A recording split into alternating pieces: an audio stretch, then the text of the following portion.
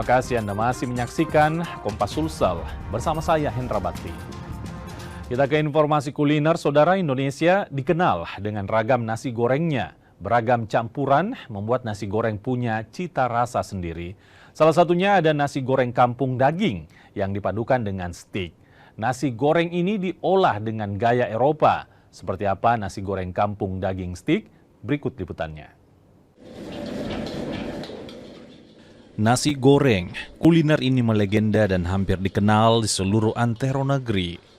Punya cita rasa sendiri dengan campuran ragam rempah, membuat nasi goreng punya cerita saat dikunyah di sudut lidah.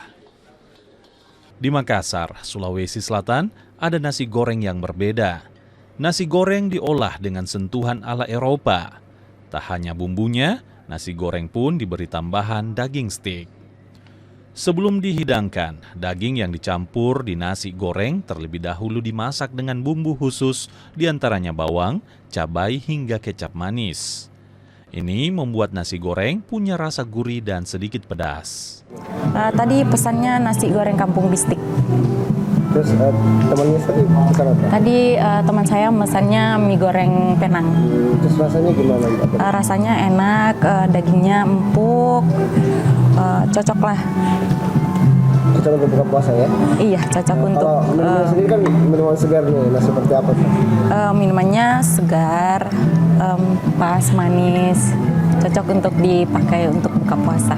Untuk nasi goreng kampung bistik itu kombinasinya saya bikin untuk nasi goreng kampung.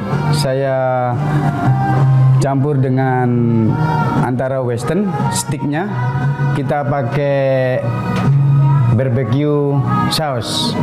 Jadi untuk buka puasa cocok sih menu-menu kayak gitu karena sudah ada karbo sama ada lauknya stik. Untuk membuatnya semakin istimewa, nasi goreng kampung daging stik biasanya dihidangkan minuman es pandan kelapa. Ini bisa jadi alternatif kuliner baru di Kota Daeng. Rama Pratama, Kompas TV Makassar, Sulawesi Selatan.